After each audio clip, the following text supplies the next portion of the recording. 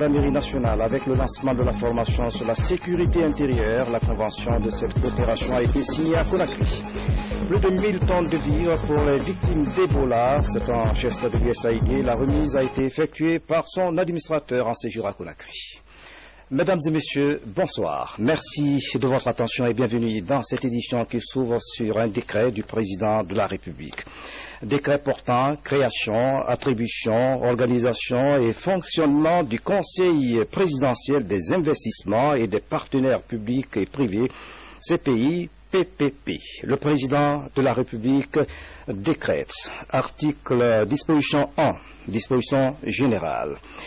Article 1, il est créé sous l'autorité du président de la République un organe dénommé Conseil présidentiel des investissements et des partenaires publics privés en abrégé CPI PPP. Chapitre 2. Attribution. Article 2. Le Conseil présidentiel des investissements et des partenariats publics privés a pour mission direct entre l'État, le secteur privé et la société civile pour identifier et prévenir les obstacles à l'investissement et les questions qui requièrent l'intervention du gouvernement en vue d'améliorer le climat des investissements en République de Guinée. À ce titre, il est chargé d'organiser la réflexion et de formuler des recommandations sur les questions se rapportant à la promotion et au développement des investissements privés, publics, nationaux et étrangers. Réduire les délais, simplifier les procédures administratives et instaurer des normes conformes aux standards internationaux. Fixer les grandes orientations en matière d'admission, de traitement, de protection et de promotion de l'investissement, coordonner la définition de la stratégie et les priorités de développement de l'investissement privé, ainsi que le programme national de promotion de l'investissement, arrêter la nomenclature des dépenses susceptibles d'être imputées au fonds dédié à l'appui et à la promotion de l'investissement, susciter et encourager la création et le développement d'institutions et d'instruments financiers adaptés au financement de l'investissement, assurer l'effectivité de la mise en œuvre des réformes en veillant à la consolidation des acquis et à l'application des textes de loi. Traiter toute autre question et rapport avec l'investissement. Chapitre 2. Organisation et fonctionnement. Article 3. Le Conseil présidentiel des investissements et des partenaires publics privés comprend les organes suivants. Le comité consultatif, le comité des investissements, le secrétariat permanent. Section 1 du comité consultatif, article 4, le comité consultatif est chargé d'organiser la réflexion et de formuler des recommandations sur les questions se rapportant à la promotion et au développement des investissements privés, publics, nationaux et étrangers. Il se réunit sur convocation du président de la République. Article 5.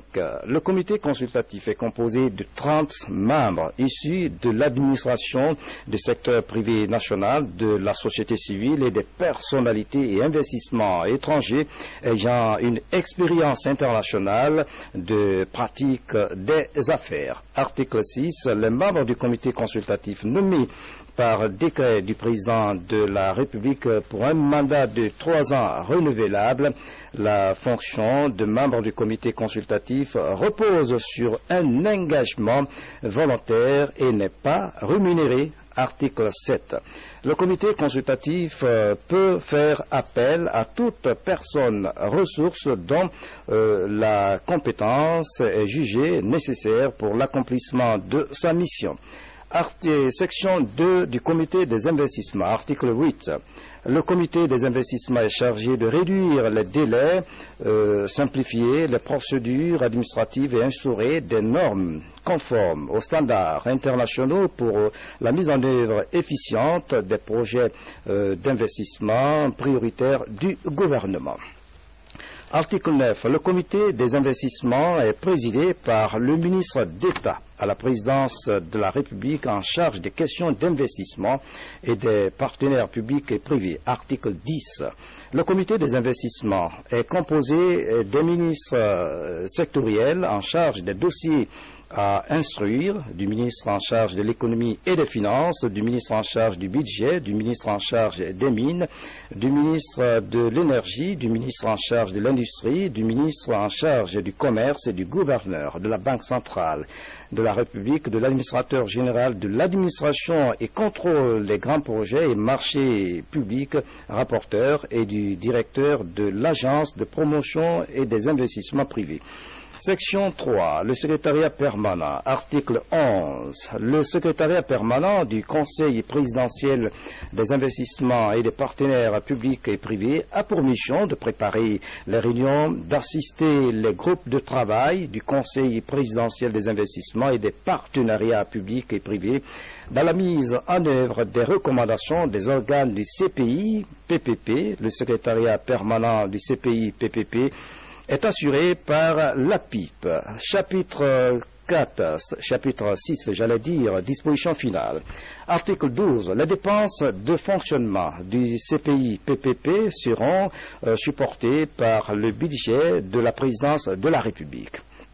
Article 13. Le présent décret qui abroge toute disposition antérieure contraire prend effet à compter de sa date de signature et sera enregistré et publié au journal officiel de la République Conakry le 17 octobre 2014, signé professeur Alpha Condé, président de la République. Justement, nous restons à la présidence de la République pour signaler que le président de la République a reçu en audience cet après-midi les ambassadeurs de France et les États-Unis d'Amérique. Ces deux diplomates étaient accompagnés de représentants présidents de l'Union européenne au centre des entretiens, la coopération et la coordination dans la riposte épidémie Ebola. Le compte rendu est signé de Mohamed Amin Souma.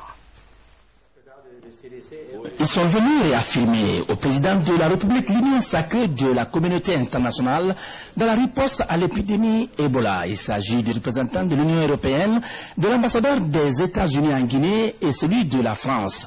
Une union sacrée pour la riposte à Ebola qui a pour mot d'ordre coopération, complémentarité et coordination. La riposte face à l'épidémie d'Ebola, sur la mobilisation de nos moyens au titre de nos aides bilatérales, des circuits multilatéraux, en insistant beaucoup sur la complémentarité de notre action. C'est vraiment le point sur lequel mon collègue délégué de l'Union européenne, mon collègue ambassadeur des États-Unis et moi-même avons insisté, c'est de bien montrer que ce que pouvaient faire les États-Unis, la France, l'Union européenne, tout ça était complémentaire sur le terrain à partir des zones où il y a le plus de besoins identifiés. C'est la façon dont on travaille depuis le début. Vous savez très bien que chaque fois qu'il y a des défis importants en Guinée, ces trois pays sont toujours, enfin, avec l'Union européenne, agissent en coordination, en complémentarité, sans esprit de concurrence entre nous, toujours dans l'intérêt aussi des Nations Unies, bien entendu, puisque nous sommes tous membres des Nations Unies, et d'abord avec le souci de répondre aux urgences sur le terrain, que ce soit à Nzérékoré, à Koya, à Forécaria, pour prendre demain à Macenta, où la France va ouvrir un centre de traitement. C'est vraiment ce souci-là. Priorité, complémentarité, coopération, coordination. Depuis la découverte de l'épidémie Ebola en Guinée, la lutte contre cette dangereuse maladie est devenue la préoccupation majeure du professeur Alpha Condé. Aujourd'hui, il est rejoint par la communauté internationale qui en fait une question de sécurité planétaire et de survie. Et puis, toujours au palais Sékou-Touré a retenu que les premiers logements sociaux en cours de construction équipés seront livrés dès décembre de cette année 2014. C'est en tout cas ce qu'a affirmé le représentant de la société chinoise en charge des travaux au président de la République, professeur Alpha Condé. Le point.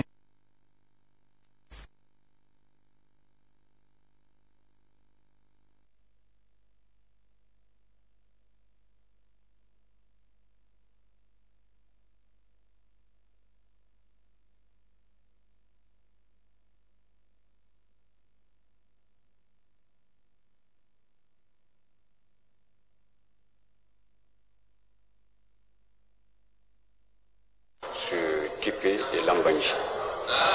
Là où à Kipé on est en train maintenant de travailler, et à Lambani c'est juste les difficultés que nous avons par rapport au déblocage du travail que nous sommes en train de faire là.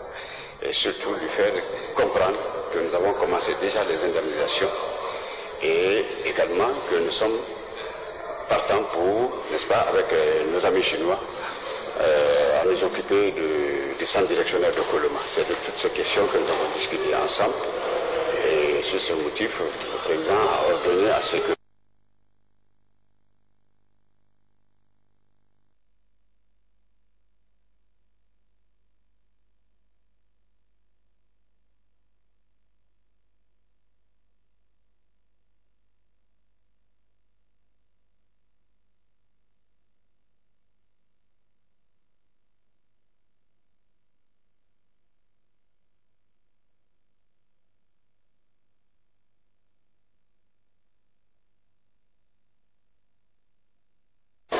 le président Alpha tient à offrir des logements sociaux de qualité et de quantité suffisante à la population guinéenne, particulièrement celle de Conakry, la capitale, d'ici fin de son mandat. Dans l'actualité encore, mobilisation générale contre le virus Ebola, membres du gouvernement, partenaires au développement s'activent sur le terrain pour aider la population à mieux se protéger contre l'épidémie. En mission de sensibilisation à Dubrika, le ministre de l'administration du territoire et de la décentralisation a mis son séjour à profit pour visiter le site du barrage de Kaleta. Le point avec Mohamed Amin Kamara. Électrique à grand de production de 240 MW, l'usine va fonctionner sur un système informatisé. Les travaux de réalisation sont aujourd'hui exécutés à environ 80%. Cette mini-centrale hydraulique de 3 MW est installée pour assurer l'alimentation du chantier en courant électrique. En mission de sensibilisation de riposte à Ebola dans les collectivités de Dubrika, le ministre de l'administration du territoire et de la décentralisation a mis son séjour à profit pour visiter le site de Kaleta. C'est une promesse du président Alpha Condé qui est en train d'être réalisée. Et toute la Guinée attend Kaleta. Et je crois que la Guinée aura ce Kaleta. Selon les ingénieurs, le barrage de Soapeti est 10 fois plus grand que Kaleta, avec une production de 500 MW. C'est pourquoi il est nécessaire d'engager le plus rapidement possible les travaux du projet de Soapeti pour accompagner celui de Kaleta. Avec les lâchers de Soapeti, Kaleta sera bonifié. Donc les deux, c'est pourquoi on les appelle complexes Kaleta Soapeti. Et là aussi, les études de faisabilité technique sont déjà terminées. Le gouvernement est en phase de recherche en ce moment de financement pour pouvoir démarrer Soapeti cette année ou bien l'année prochaine. La fin des travaux du projet d'aménagement hydroélectrique de Kaleta est prévue au mois d'avril 2015. Le département des travaux publics met les bouchées doubles pour relancer les travaux de réhabilitation des routes secondaires de Conakry. Comme vous le constatez, la saison des pluies a fortement endommagé le réseau routier de la capitale. La direction du fonds d'entretien routier rassure que les travaux seront lancés la semaine prochaine. Sekou Fernand Kourma, Rose Porcho, signe ce reportage. Partageant les préoccupations des populations, le directeur général du Fonds d'entretien routier rassure que tout est mis en œuvre pour le démarrage des travaux. Je partage les préoccupations des usagers de la route et plus globalement des populations de Conakry sur l'état de dégradation avancé de nos voiries, ce qui a été aggravé aussi par une pluviométrie très abondante cette année. Et nous avons pris les dispositions nécessaires pour procéder à la réparation de tous ces nids de poules et de toutes ces dégradations sur les voiries primaires et secondaires de la capitale. Si les populations exigent de l'État beaucoup d'efforts, elles doivent en retour faire preuve de citoyenneté. Nombreuses sont les routes détruites par l'action de l'homme.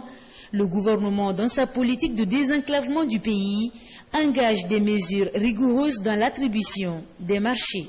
Il y a énormément de programmes d'investissement qui ont été consentis pour construire de nouvelles routes, ce qui fait que l'entretien de ces routes devient encore plus cher. Et si parallèlement les populations font des dodanes qui, en plus de détruire les véhicules, souvent détruisent carrément le bitume, parce que ce n'est pas fait selon les règles de la... Nous engageons une dizaine de milliards de francs guinéens pour entretenir les routes, procéder aux réparations uniquement dans la capitale. Ce ne sera pas suffisant d'ailleurs.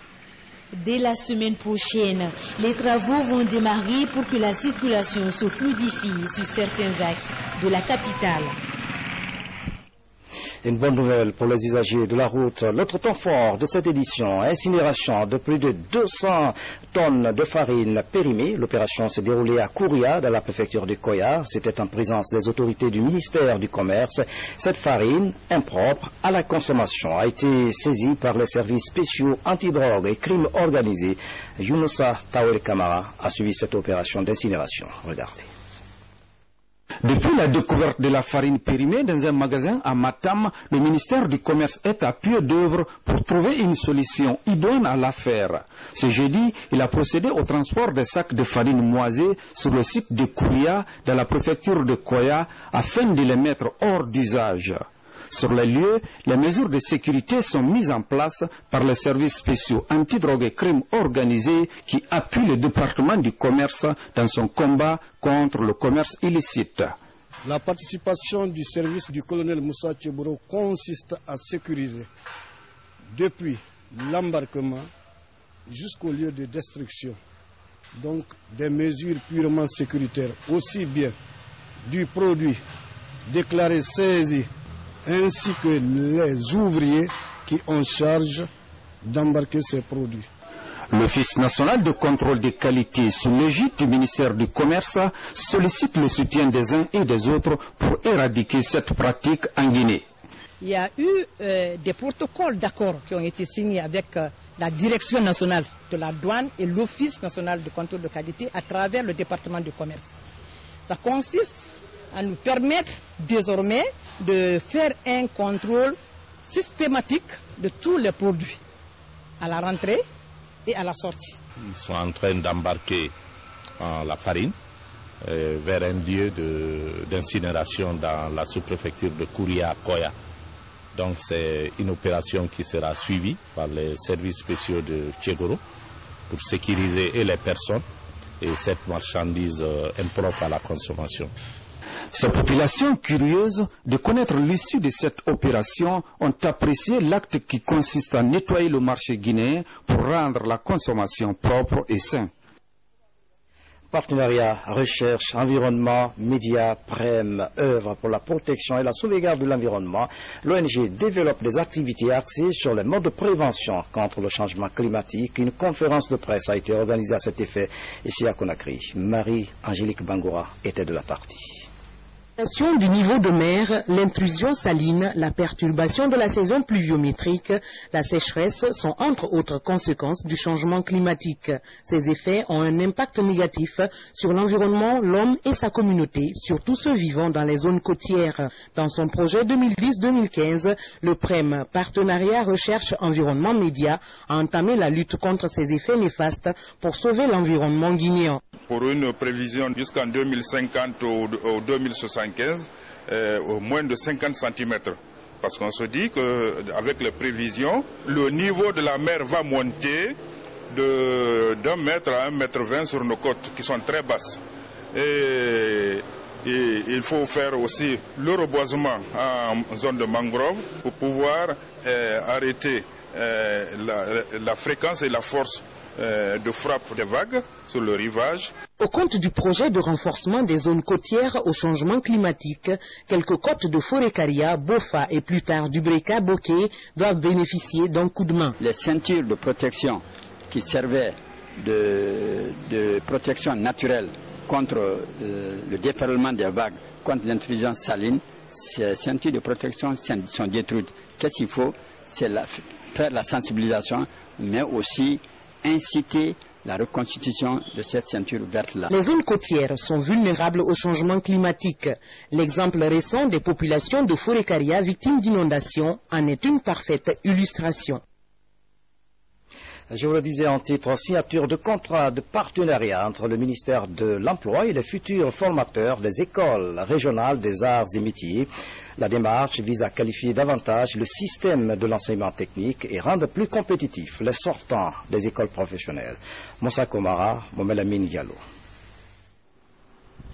Ils sont 70 jeunes à s'engager ici et à enseigner pendant 10 ans dans les futures écoles régionales des arts et métiers. Après 3 ans de formation à l'Office national de la formation professionnelle et de la promotion du travail OFPP du Maroc. L'idée est de rendre plus performant l'enseignement technique guinéen et résoudre l'inadéquation entre la formation et l'emploi. Nous avons soumis 260 candidats à une sélection pour obtenir les 70 premiers, les 70 meilleurs donc, ont été sélectionnés et ils vont être orientés dans des filières techniques qui correspondent effectivement aux filières que nous voulons installer dans les écoles régionales des arts et métiers. Plus de 30 ans, aucun recrutement de formateurs n'a été fait en enseignement technique, alors que le corps professoral est vieillissant. Ces formateurs stagiaires affichent leur volonté de prendre la relève. Ils seront formés dans les filières comme électricité et instrumentation industrielle, maintenance, bâtiments gros œuvres ou encore conducteurs des travaux publics. C'est la suite logique du programme qui est initié depuis que le président de la République est arrivé, à savoir renforcer la formation professionnelle en Guinée. Donc il y a un programme qui prévoit la construction de nouvelles écoles régionales des arts et métiers, de centres de formation professionnelle, et avec ça, la formation de formateurs, puisque déjà le système de l'enseignement technique n'avait pas suffisamment de formateurs. Nous signons ces contrats pour que ces 70 formateurs aillent se préparer de manière à ce que lorsque les ERAM seront terminés, tout de suite, il y aura un lot de formateurs disponibles. Plus de 200 milliards de francs guinéens seront déboursés par l'État pour assurer leur formation. L'État s'engage également à les intégrer à la fonction publique au terme de leurs 3 ans de formation. Les jours à venir, ils seront au Maroc. Je prends mon engagement d'accomplir ma mission et je prie Dieu que nous partons là-bas en bonne santé sur les 3 années de formation pour revenir servir notre nation avec fierté. Avec l'appui du Fonds saoudien de développement, la construction et l'équipement des 4 écoles régionales des arts et métiers à Boké, l'Abbé Kanka et Zérékouré sont déjà acquis. L'enveloppe s'élève à 23 millions de dollars américains. Dans le même registre, les spécialistes des questions juvéniles étaient en discussion à Conakry. Objectif, trouver des voies et moyens en vue d'impliquer les jeunes dans le processus de développement. C'est une initiative du Centre Femmes, Citoyenneté et Paix. Abdou Karim Kamara, Yene Yansani ont suivi les travaux. Le Centre Femmes, Citoyenneté et Paix pense qu'il est temps de donner de la visibilité aux actions de la jeunesse en Guinée. Pour le centre FECPA, les jeunes Guinéens doivent imprimer leur marque de fabrique afin de bâtir la paix et la prospérité du pays. Pendant 2 jours, ces acteurs venus de divers horizons se sont penchés sur la nécessité de trouver des pistes de solutions pour la promotion des jeunes. L'objectif de c'est un nombre important d'informations par rapport aux problèmes que rencontrent les jeunes de Guinée. Et au regard de cela nous permettrait un peu de dynamiser nos interventions auprès des jeunes. La jeunesse constitue la frange la plus importante de la population ouest-africaine, et aussi que la jeunesse possède tout le potentiel créatif qui pourrait changer la face du continent, donc qui pourrait contribuer de façon effective à apporter cette valeur ajoutée africaine et donc à sortir nos pays de la situation dans laquelle nous nous trouvons actuellement. Parmi les participants à cette rencontre, des associations et clubs de jeunes. Ils sont convaincus désormais de jouer leur partition dans le développement socio-économique de la Guinée, d'où un rapport sous forme de plaidoyer en leur faveur auprès des décideurs, lequel plaidoyer cadre avec la charte africaine de la jeunesse selon les représentants du gouvernement. C'est vraiment mettre un accent particulier sur le contrôle, sur non seulement l'adoption des lois qui favorisent la promotion de la jeunesse, mais aussi mettre un accent particulier sur le contrôle de l'exécution de ces lois-là. Il y a aussi la société civile et les partis politiques qui ont vraiment pour devoir d'éduquer de façon citoyenne les jeunes, de façon globale la population, mais particulièrement les jeunes. La rencontre a réuni 48 participants.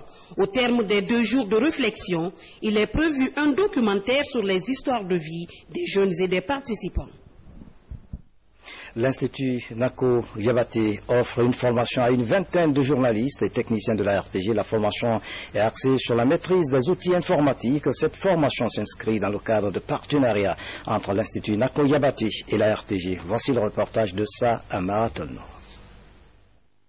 À quelques mois du passage de l'analogie au numérique, la direction générale de la RTG Koloma multiplie des séances de formation pour ses travailleurs.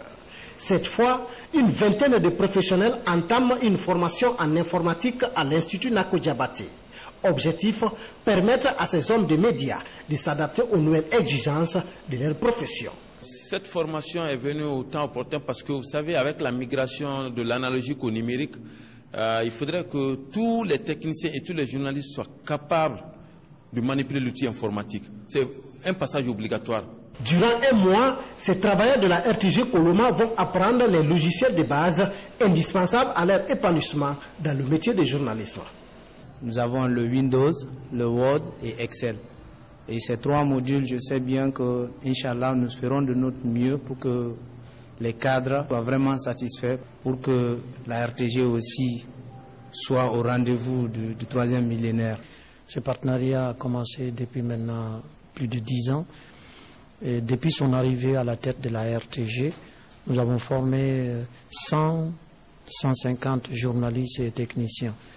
C'est un partenariat très important pour nous parce que c'est à travers ce partenariat aujourd'hui que Nako est connu à travers le monde. Et je sais que la RTG aussi profite aussi de ce partenariat parce qu'avec 150 journalistes et techniciens formés, je crois que c'est important. Et surtout que la RTG dans 6 mois doit passer de l'analogique au numérique. L'Institut Nako Yabaté promet d'accompagner la RTG Koloma dans tout son processus de migration de l'analogie au numérique à travers la formation de ses employés. Une centaine de travailleurs avaient été formés au cours du premier semestre de l'année. La lutte contre la fièvre Ebola, l'appel à la mobilisation du chef de l'État, professeur Alpha Condé, est suivi d'effets. En plus des dispositifs existants à l'aéroport de Conakry, d'autres matériels de riposte viennent d'être mis à la disposition des autorités de l'aéroport. Il s'agit des thermoflash de haute capacité. La stratégie vise à renforcer davantage la surveillance des passagers. Sori de Kera, reportage. L'aéroport international de Conakry-Bessia, il retient l'attention du gouvernement et des partenaires impliqués dans la lutte contre l'épidémie de la fièvre Ebola. Ces thermoflash de haute capacité et des kits de lavage des mains sont mis à la disposition des autorités aéroportuaires par la coordination nationale de riposte à la maladie. Des moyens qui visent à assurer le maximum de sécurité aux passagers tant au départ qu'à l'arrivée. Il va être utilisé dans les différents points de sortie. Premier point, avant l'enregistrement, 2 fois les températures seront contrôlées et encore à l'embarquement, la température sera contrôlée par le même équipement.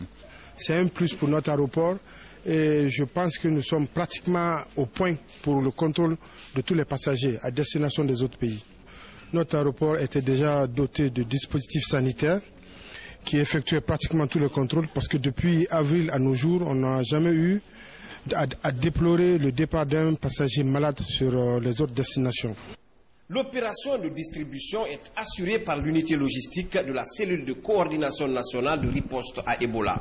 L'objectif est de renforcer les capacités logistiques de l'aéroport, considéré comme la vitrine des différentes voies d'accès du pays. La coordination prendra toutes les dispositions pour renforcer les capacités en matière logistique, capacité en matière de personnel et capacité en matière de surveillance. Cette opération intervient au moment où la communauté internationale est fortement mobilisée aux côtés de la Guinée dans son offensive contre l'épidémie de la fièvre hémorragique à virus Ebola. Outre l'aéroport international de Conakry, d'autres points stratégiques de la capitale et de l'intérieur du pays seront bientôt dotés de moyens efficaces de riposte contre le virus. Même préoccupation, l'administrateur de l'agence américaine pour le développement international, USAID, est à Conakry et multiplie des rencontres avec les autorités, les organisations humanitaires et la coordination de riposte à Ebola. Il a entamé ces rencontres par la remise de plus de 1000 tonnes de vivres aux victimes d'Ebola. Safia Tokondi, reportage. Depuis que les premiers cas d'Ebola ont été signalés en Afrique de l'Ouest en mars 2014, les États-Unis ont organisé une riposte pour contenir et arrêter l'épidémie. Cette aide à l'endroit de la Guinée est la prise en charge de 365 000 personnes touchées par la maladie. Pendant 6 mois, la sécurité alimentaire sera assurée à ces personnes déjà ciblées par le programme alimentaire mondial. Il ne s'agit donc pas d'une opération classique du PAM, de lutte contre l'insécurité alimentaire, mais ici l'objectif clairement est de permettre que les personnes qui sont malades, qui sont dans les centres de santé, qui sont affectées, les communautés qui sont les plus déstabilisées, puissent avoir de la nourriture pour pouvoir récupérer déjà, en ce qui concerne ceux qui sont malades, et aussi pour faire face, disons, au déficit que la maladie ou le contexte a engendré au niveau des communautés qui sont les plus durement affectées. Offerte par l'USAID à travers le PAM, 1673 tonnes de nourriture pour un coût de 12 milliards de francs guinéens seront distribuées aux victimes d'Ebola. La Guinée forestière sera privilégiée. Il s'agit d'apports importants, significatifs et adaptés à nos préoccupations et à nos besoins prioritaires. Et votre institution fait partie des partenaires de la Guinée. Reconnaissant que ceci est un effort très puissant déployé en vue de venir en aide aux populations affectées, mais il est aussi important de reconnaître que ceci est un message fort qui va nous permettre de faire face à cette situation d'Ebola dans cette région, dans ce pays. Cette crise, bien qu'elle soit sanitaire, elle est aussi humanitaire. C'est pourquoi l'administrateur de l'USAID a profité de son séjour à Conakry pour se rendre au chevet des victimes d'Ebola à Donka. Dans le même registre, une mission gouvernementale conduite par le ministre du Commerce vient de séjourner dans la préfecture de Guékédou. Elle a sillonné Wende Kenema, Nongwa, situé à la frontière entre la Guinée et la Sierra Leone. Objectif, véhiculer le message de prévention contre le virus Ebola. Francis Collier sur les pas de la mission gouvernementale. Depuis la déclaration du virus Ebola en mi-mars dernier en Guinée, Guékédou est indexé par plusieurs comme étant la capitale de la maladie. Cette considération doublée des erreurs de communication avait poussé par endroits les populations à la violence. Mais avec l'implication du ministre Marc Yombounou, un fils du terroir, les populations se montrent aujourd'hui ouvertes à la sensibilisation contre Ebola. Mais aujourd'hui, avec le déploiement de toutes les forces, aujourd'hui, on peut dire Dieu merci. À Guékédou, il y a un peu d'apaisement. À Guékédou centre et à l'intérieur de la préfecture, comme ici à Wende Kenema, une des localités qui avait rejeté les agents sensibilisateurs, les populations se disent maintenant prêtes à faire front commun contre la fièvre hémorragique à virus Ebola. Nous allons continuer à lutter contre cette maladie en allant dans chaque foyer, en tenant un enseignement bien approprié. Partout, la mission de sensibilisation conduite par le ministre du Commerce a demandé l'implication de tous pour une victoire définitive contre le virus Ebola. J'étais là il y a de cela 3 mois et ce qu'on avait comme statistique sur le cas de Guékédou seulement était alarmant par rapport à aujourd'hui. Ça veut dire que par rapport à la situation de départ, la sensibilisation a porté à Guékédou. La population a compris et la population maintenant prend des mesures d'urgence pour éradiquer le mal. Premier effet de cette sensibilisation, la chambre préfectorale du commerce a offert des kits tout en exigeant que la pratique du lavage des mains soit observée par tous les commerçants de la préfecture. C'est pourquoi d'ailleurs Marc Yombounou est allé voir les dispositifs de contrôle au débarcadère de Nongwa sur le fleuve Makona, situé à 3 km seulement de la Sierra Leone. Même préoccupation. Le ministre de la Santé s'est rendu à Zérékouré pour échanger avec les acteurs impliqués dans la lutte contre le virus Ebola. Les entretiens ont porté sur les nouvelles stratégies à mettre en œuvre pour combattre l'épidémie. Le colonel Rémi Lama a rencontré également les hommes en uniforme basés à Yelenzour, situé à la frontière avec le Libéria, pour les inviter à redoubler de vigilance. La jeunesse présidentielle Alpha Condé, GEPAC, poursuit sa campagne de sensibilisation et de distribution des kits sanitaires à la population de la capitale. Après Matoto, GEPAC a offert des kits de prévention contre Ebola au lieu de cultes et des marchés de la commune de Matam. La stratégie vise à endiguer la fièvre hémorragique à virus Ebola. Mamadi Gassama signe ce reportage. C'est parti pour la seconde étape de la campagne de distribution des kits sanitaires de la GEPAC. Réunie en ordre de bataille, la jeunesse présidentielle Alpha Condé, à travers ses dons de kits, entend associer ses efforts à ceux du gouvernement et les partenaires pour stopper la fièvre hémorragique à virus Ebola en Guinée. Ce qui a motivé la jeunesse présidentielle Alpha Condé à faire la remise de ces kits matériels, nous avons constaté avec regret l'avancée de cette maladie qui a endeuillé des centaines de familles dans notre nation. C'est pour cela la GEPAC, nous avions décidé d'accompagner le chef de l'État, le président Alpha Condé et son gouvernement en faisant des remises de ces kits matériels. Nous allons continuer à élargir nos efforts sur Conakry. Je vais parler des 5 communes de Conakry. 3 endroits sont ciblés dans la commune de Matam. Il s'agit du grand marché de Bonfim et les 2 grandes mosquées du même quartier. Pour moi, c'est une fierté, ainsi que toute la population marchande, de recevoir ce grand cadeau que vous venez d'offrir. On est très réconfortés pour la lutte contre la maladie Ebola. Nous voulons que la maladie là s'en aille pour tout bon. Avec cette nouvelle offensive de la GEPAC, la solidarité est plus que de mise contre l'épidémie Ebola qui sévit dans le pays. Signature de convention de coopération entre la Guinée et la France. Elle porte sur la formation en matière de sécurité intérieure. La signature a eu lieu au siège du haut commandement de la gendarmerie nationale. C'est le ministre délégué à la défense nationale qui a présidé la cérémonie. Sergent Alassane Yabi est correspondant de la presse militaire. La Guinée et la France s'engagent de nouveau en matière de coopération de défense. Une convention est signée à cet effet. Elle définit les conditions de participation des 2 parties au développement de la gendarmerie guinéenne à travers l'expertise française. Avec la signature de cette convention, on marque par les écrits avec un engagement dans la durée et avec des objectifs d'atteindre des résultats d'ici la fin de l'année 2015, un certain nombre d'actions que nous identifions et qui correspondent à des priorités reconnues de part et d'autre, portant particulièrement sur les formations en matière d'enquête, la constitution d'un laboratoire, continuer tout le travail qui a été fait dans le domaine de la police judiciaire. Ça, c'est un élément important, et aussi le renforcement des composantes air et mer de la gendarmerie. La partie guinéenne, représentée par le ministre délégué à la Défense nationale, se réjouit de la signature de cette convention. Une convention qui répond aux besoins de la réforme en cours. La réforme des forces de défense et de sécurité est en marche. Aujourd'hui, c'est une étape décisive, c'est une avancée remarquable qui a été prise entre la France et la Guinée dans le cadre de son appui à la réforme du secteur de sécurité. Une fois adoptée par l'Assemblée nationale et promulguée par le président de la République, cette convention va régir la coopération entre les 2 gendarmeries pour l'année 2015.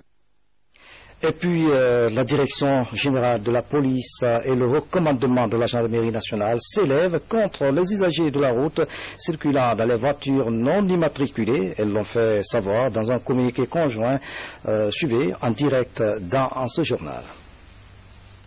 La direction générale de la police nationale et le haut commandement de la gendarmerie nationale, direction de la justice militaire, constate avec regret que nombreux sont des usagers qui circulent à bord des véhicules de tout genre sans plaque d'immatriculation sur l'ensemble du territoire national.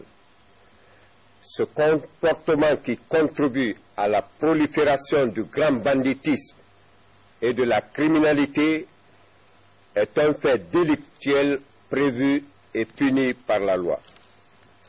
À compter de ce jour, la Direction générale de la police nationale et le haut commandement de la gendarmerie nationale, direction de la justice militaire, invitent les usagers à se conformer à la loi.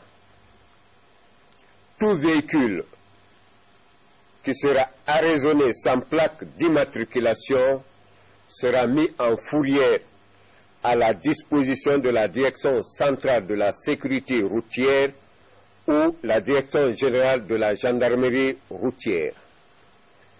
La Direction générale de la police nationale et le haut commandement de la gendarmerie nationale, Direction de la justice militaire, comptent sur l'esprit civique des uns et des autres et s'engagent résolument dans la lutte contre l'insécurité dans l'intérêt exclusif des citoyens.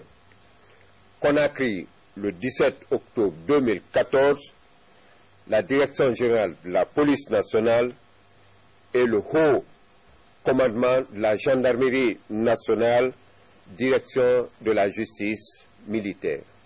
Je vous remercie. Voilà, c'était là donc la déclaration de la Direction générale de la police nationale et le commandant de la gendarmerie nationale, Direction de la police de la justice militaire.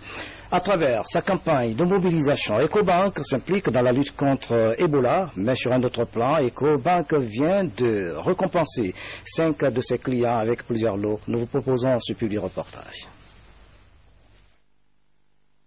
À travers sa campagne de mobilisation des dépôts, DMC, elle vient de récompenser 6 de ses clients les plus fidèles. La remise des lots s'est déroulée le vendredi 12 septembre 2014 dans un grand hôtel de la place où 5 des clients d'Ecobank sont repartis, chacun avec un groupe électrogène, quand le 6e bénéficiait d'un week-end de rêve dans ce grand hôtel de la place. Et comme vous l'avez dit, effectivement, depuis bientôt 2 ans et demi, nous avons donc pour l'habitude de faire bénéficier à nos clients fidèles un certain nombre de choses, de cadeaux. Le choix des gagnants a ensuite été certifié par Maître Kamara Ali Badra et Madame Keita Tiranke Kaba de la Lonagui. Ce fut ensuite le moment pour les fidèles clients de recevoir leur lot, non sans émotion. Monsieur Barry Tierno Sadou, un groupe électrogène. C'est une banque qui est efficace. Vous avez entendu, ça s'applaudit. C'est une banque qui est efficace. Ça fait du cœur, ça fait de son cœur. Monsieur Diallo Mohamed Mansour, un groupe électrogène. Cette banque, c'est une banque africaine. C'est une fierté pour l'Afrique. C'est ce que je dis. Monsieur Keita Mamadi, un groupe électrogène. Monsieur Ba Mamadou Bailo, représenté par Monsieur Amadou Tafsir Ndem, un groupe électrogène. Monsieur Conte Mustafa, un groupe électrogène. Je lance un appel à tous les grands commerçants de venir ouvrir un compte à l'Ecobank, car le numéro est secret. Enfin, la clé de la chambre pour le week-end de rêve a été remise à Monsieur Keita Moussa. Là, les mots manquent d'aujourd'hui. Je peux faire l'appel à tous les Guinéens, les commerçants, les importateurs, tout le monde est venu ouvrir rapidement un compte à l'Ecobank. C'est là-bas il y a la réussite. Rappelons qu'il vous suffit de déposer au moins 10 millions de francs guinéens sur votre compte et de le garder pendant au moins 2 mois pour être tiré au sort. Plus vous effectuez des dépôts, plus vous avez de chances d'être parmi les heureux gagnants. Et qui sait, vous serez peut-être le gagnant du billet d'avion aller-retour sur Paris, la ville lumière. La campagne de mobilisation des dépôts continue jusqu'au 31 décembre 2014. Rendez-vous pour le 2e tirage dans 2 mois avec des smartphones et des électroménagers. Voilà, ce public reportage met fin à cette édition à tous. Merci de nous avoir suivis. Excellente soirée. Où que vous soyez dans le monde. À demain.